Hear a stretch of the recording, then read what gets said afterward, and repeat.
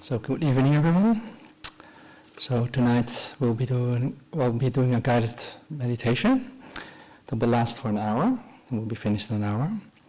We'll do a short chanting in the beginning now, and a short chanting at the end. And there was a request for dedication for B. Price, which is Ajahn Kalyanu's mother. That's also Tim Price's mother. Tim Price used to be a monk here for more than a decade, I think. And at some time, B. Price had two sons that were both Buddhist monks. I don't think there are many English mothers that could claim this. So unfortunately, she has passed away. So she's someone who is very well known to our community. And I think this just happened a day or two ago, something like that. Quite recently, right? So we would like to dedicate the chanting and merits to her. So we'll be doing a simple chanting on page 19 in dark brown chanting book until the homage. So start with page 19.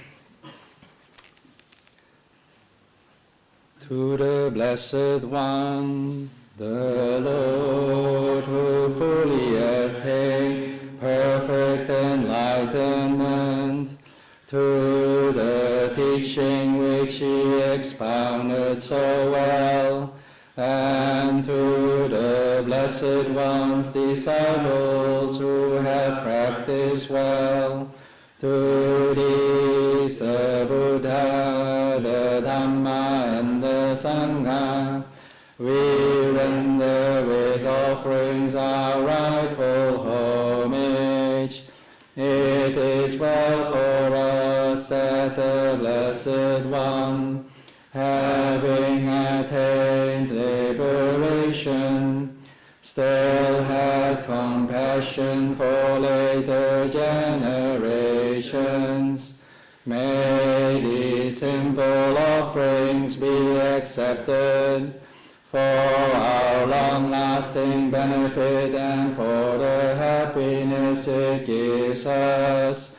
The Lord, the perfectly enlightened and Blessed One, I render homage to the Buddha, the Blessed One.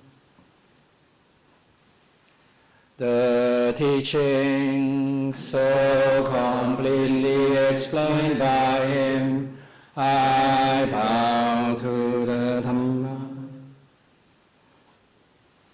The Blessed One's disciples who have practiced well, I bow to the Sangha. Now let us pay preliminary homage to the Buddha, homage to the Blessed, Noble, and perfectly enlightened One, homage to the Blessed, Noble, and perfectly enlightened One, homage to the Blessed, Noble, and perfectly enlightened One.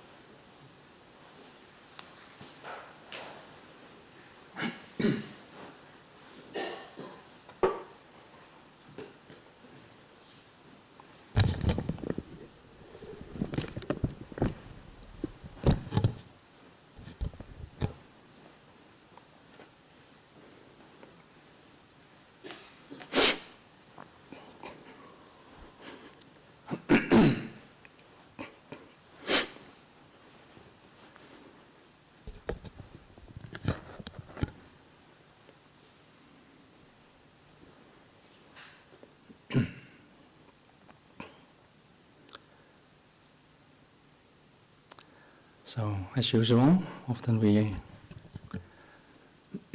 remind ourselves to be at ease, which is not always that easy, but it's good to attempt and remind oneself. It's important because we have to work with the body to make the body at ease. Just being here.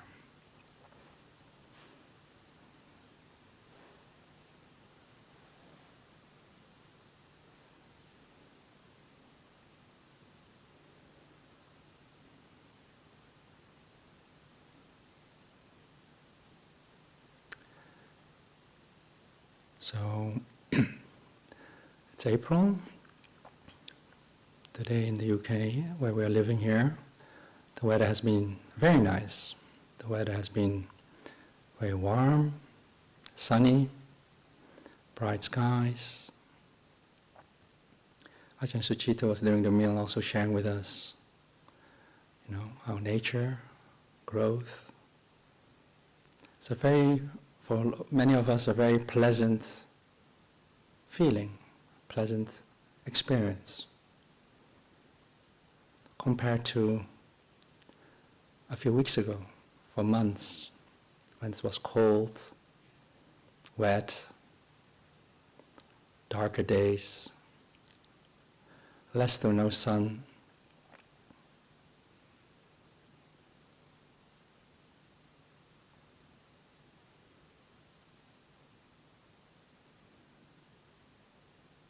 It's good to notice the difference that today, while you're sitting,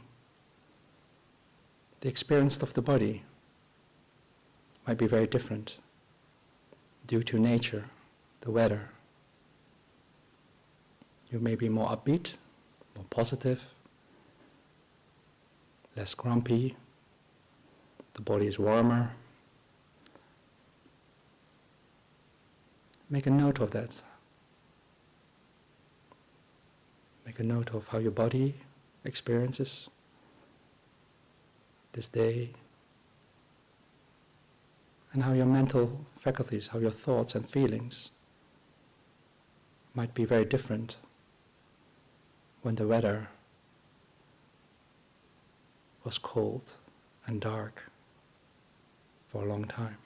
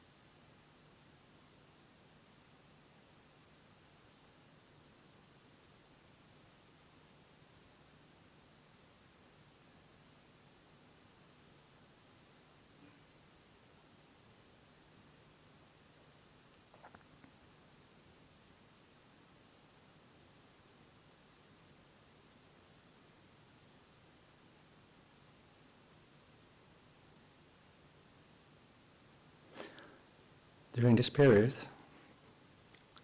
spring,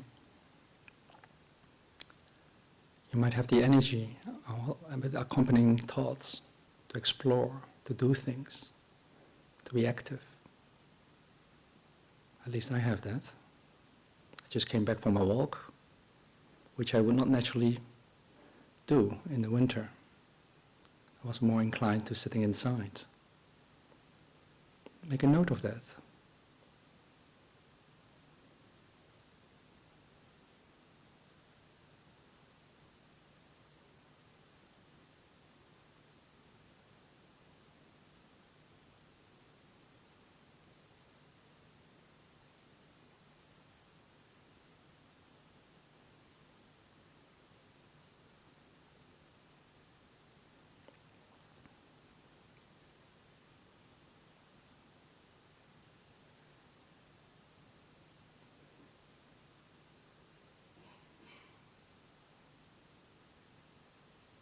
I noticed a lot of my thoughts are about the future, making plans, all the things I wanted to do. Next week, when it's good weather, shall I go walk further, a whole day walk, go here, go there. And all caused by a difference of weather. A few months ago, my mind was, when does this end? When does this cold weather end? And all this rain, the muddy grounds. I'm fed up being present inside.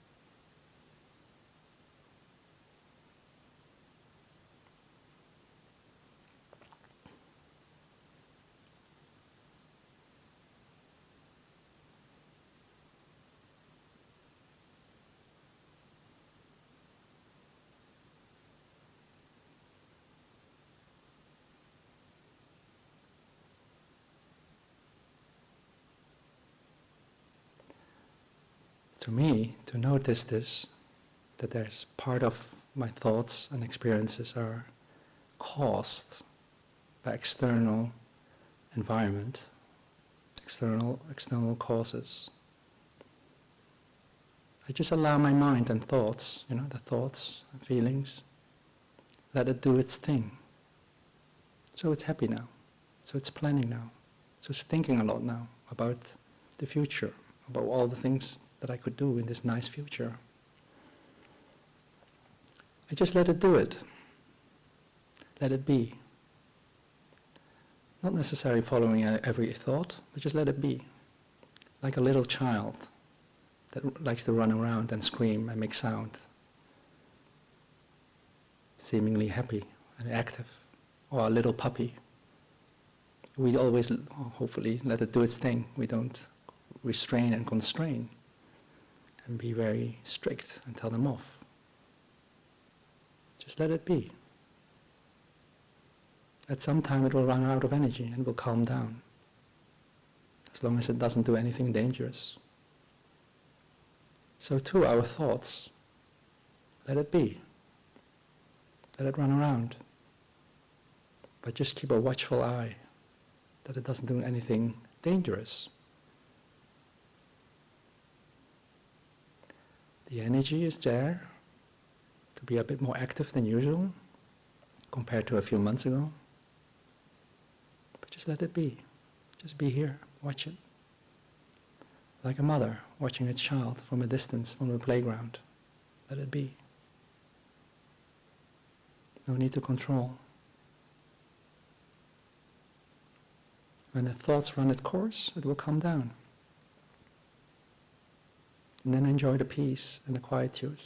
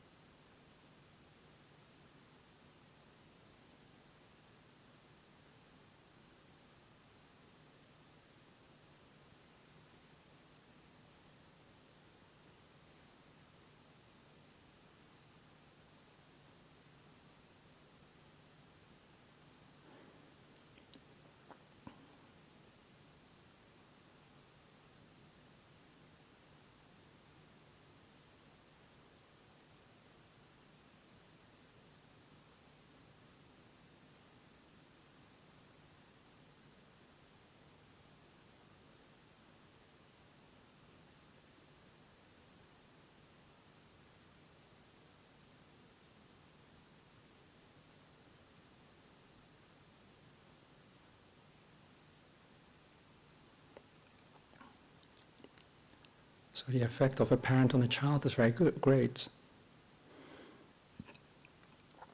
If you have watched children before, watch over children. In this case, if the mother is very anxious, stressed, impatient, and act out on the child will react with anger, impatience, anxiety, crying, throwing tantrums.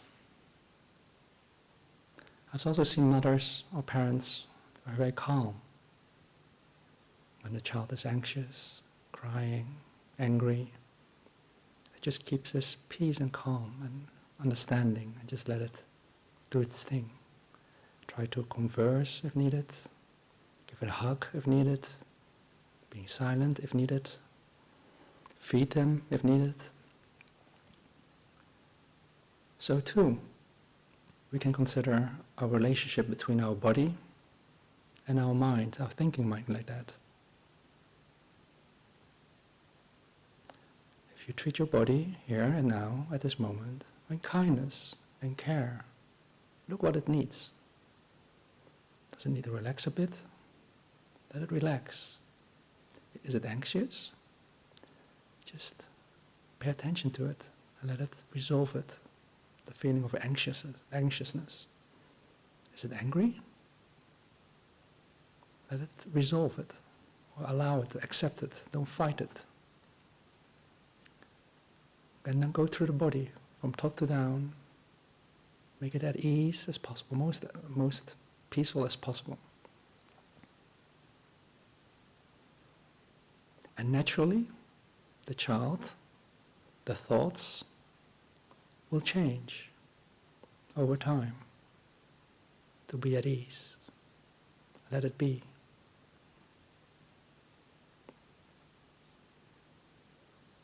For the coming period, you can try to just focus on the body. Give it a care as a mother cares for their child. This body. Give the easiness into it.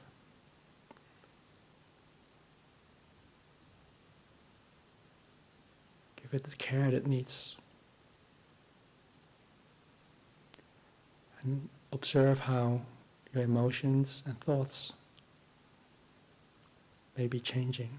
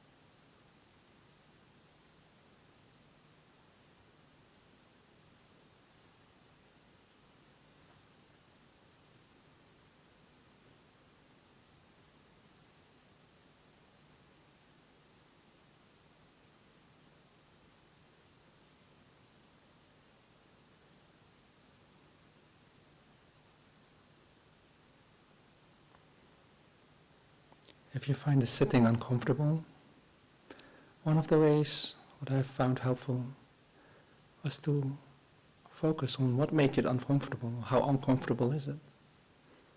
So for me, sitting on the floor, often it's the knees. What I did then is to look at my knee, experience my knee, and say, oh, it's painful. How painful is it? Does it increase or decrease, or remains the same? And I watch it, and it increases and increases, and more painful.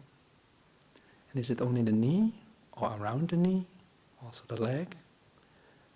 I investigate and look at it. I look at it until I can't look at it anymore. And then, before I move, I tell myself, okay, I'm going to consciously move my body now, the knee. And then you move.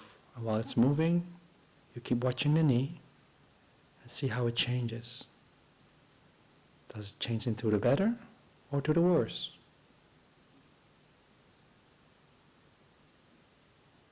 And once you change your posture, you keep watching that area. Is it better?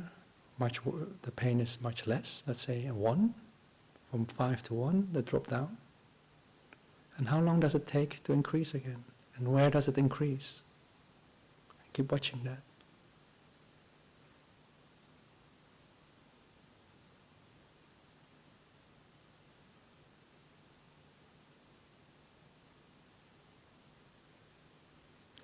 Keep watching it until I couldn't bear with it anymore.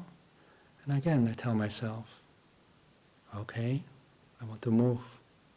And then you move. And you do this again and again.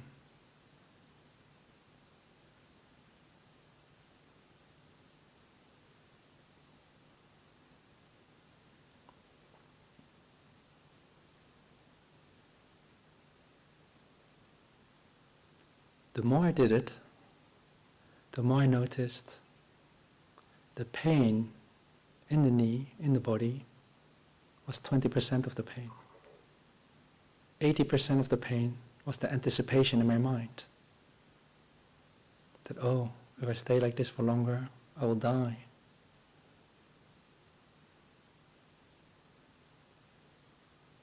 Maybe that is also true for you. Just keep investigating and look at it. Make use of these experiences in the body.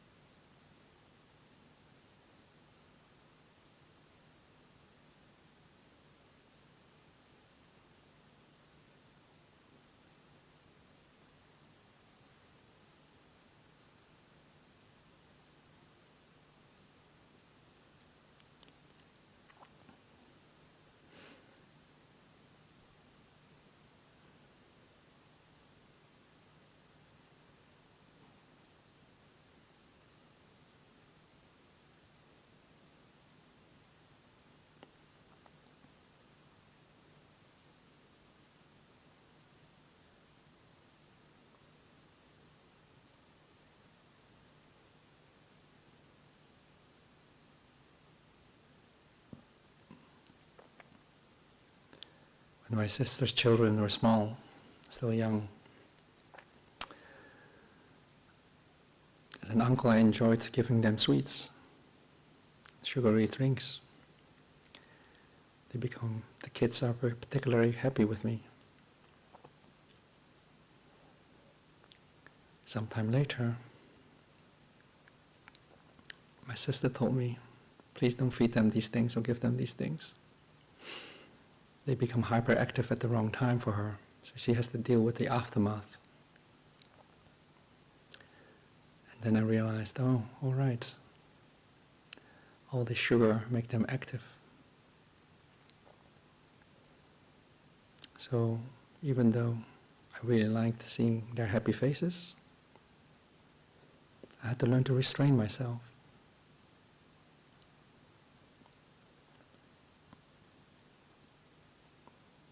So too in my thoughts process, when the thoughts are very active and you keep thinking and thinking,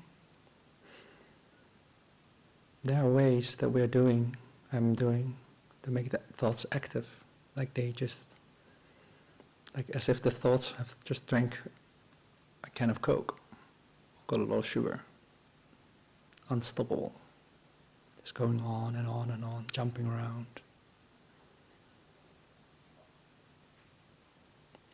It's good to find the way. What is it? What is the sugar for the thoughts? It's good to investigate. What is it that we do that make the thoughts go wild?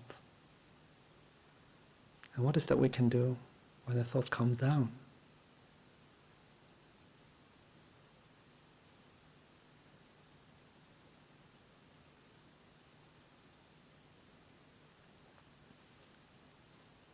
One of the things that worked for me, what was real sugar for the thoughts, was to pay attention to thoughts and not paying attention to thoughts. I noticed that if I pay attention to something else, like focus more on my body,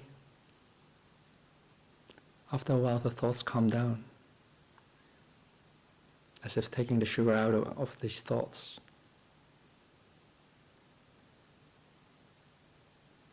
And the lower I went into my body, the thoughts went calmer and calmer. As if I ignored the thoughts more and more, being away further and further, it calmed down by itself without intervention.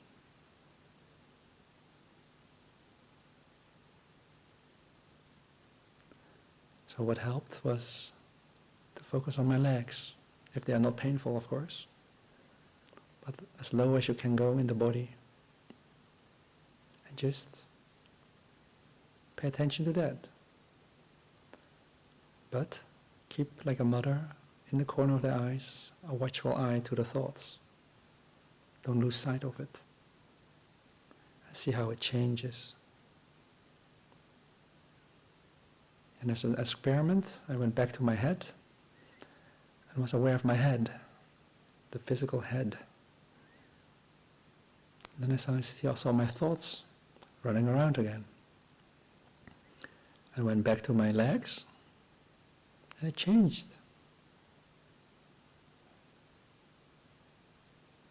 So there's also a trick into it, rather than as a mother shouting at your child to be calmed down, to be quiet, to stop doing it. There are ways, indirectly, to calm.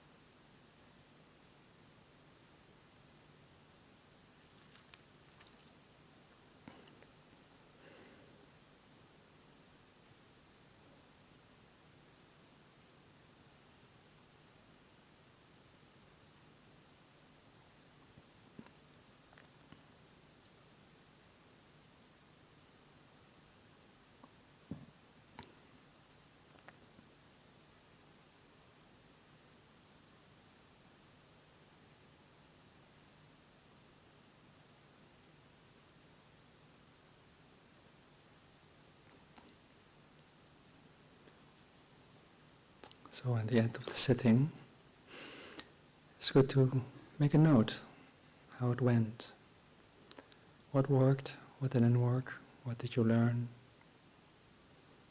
Maybe you didn't learn, you also learned that you didn't learn anything. And remember that for the next session. And try something new, or try the same thing and see whether you get the same results. Slowly and slowly, after many times, you'll find out how your mind and body works.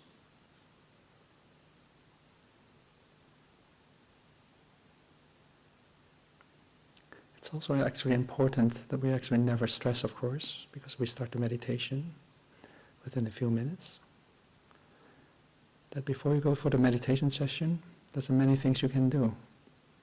Like the child with the sugar. If you have been doing certain activities just before sitting, coming to sit, some activities are very more helpful for a calming mind. Some activities are helpful for a very active mind. So when you sit in meditation and your mind is running around, maybe the cause was whatever you did just before. Maybe you had an argument, or a very busy thing to do mentally. Maybe your body is stiff, completely very stiff, or very tired. That's something you can do. Go for a walk before the meditation, loosen your body. For some people, the body is very stiff in general, so do some stretches, look it up on the internet what to do to make the sitting more peaceful and and more, let's say, nicer.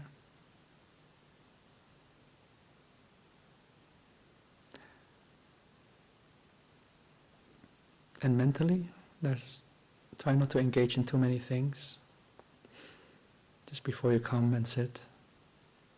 So let it calm itself down already, like a half an hour before. And then we come for meditation.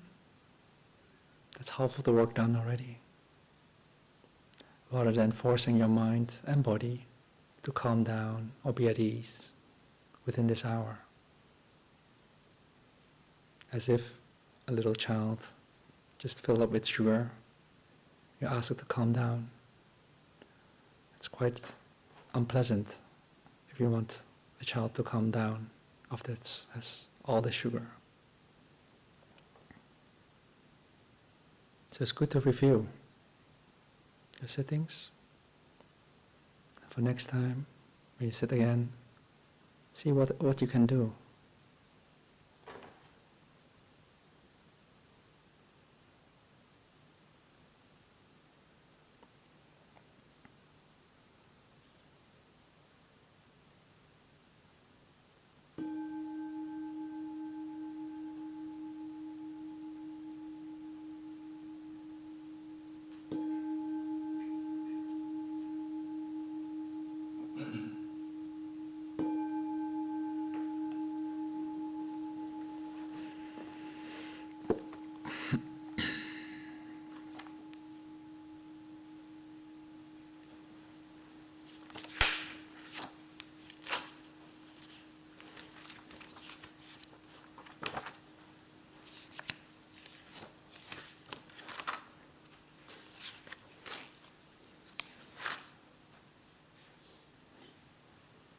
So let's do a chant, page 33 in the dark brown chanting book called Verses of Sharing and Inspiration.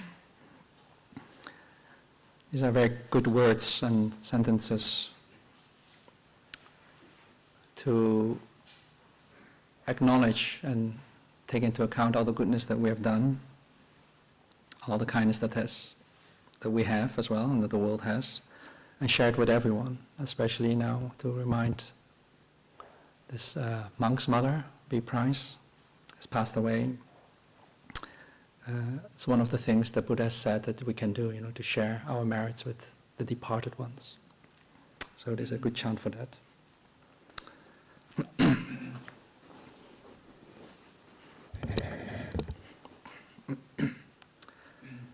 Now let us chant the verses of sharing and aspiration.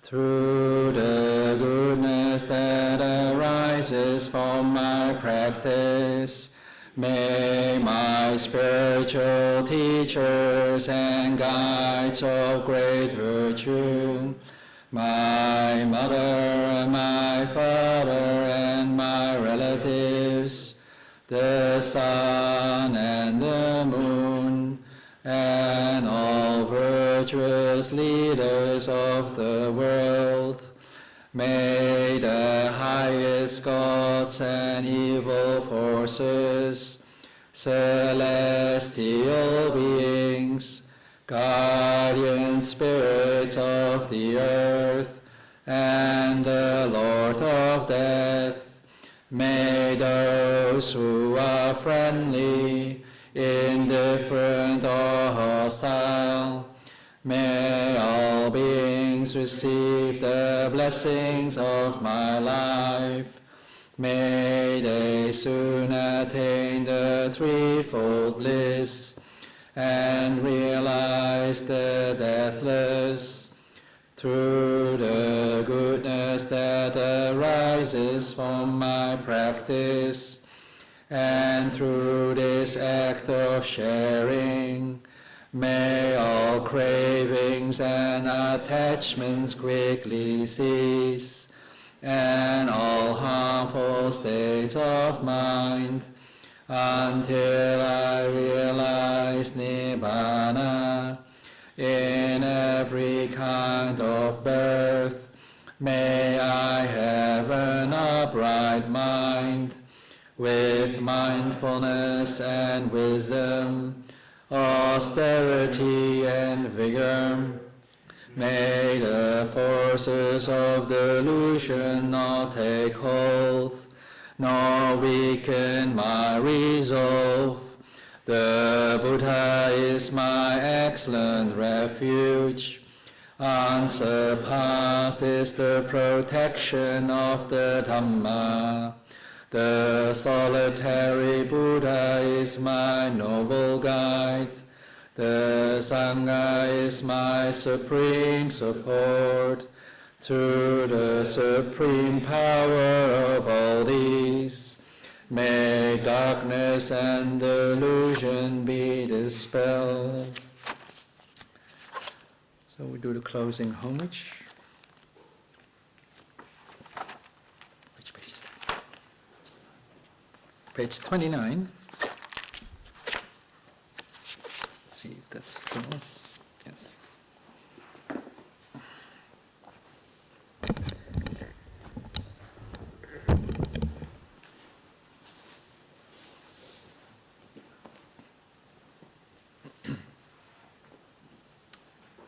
The Lord, the perfectly enlightened and blessed one, I render homage to the Buddha, the blessed one. The teaching so completely explained by him, I bow to the Dhamma. The Blessed One's disciples who have practiced well, I bow to the Sangha.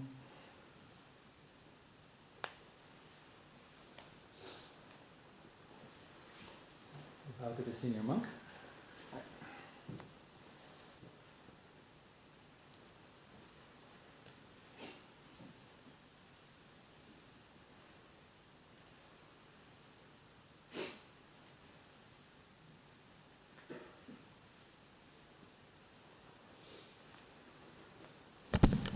Okay, have good evening. I think the hall will be opened for those who wants to stay on.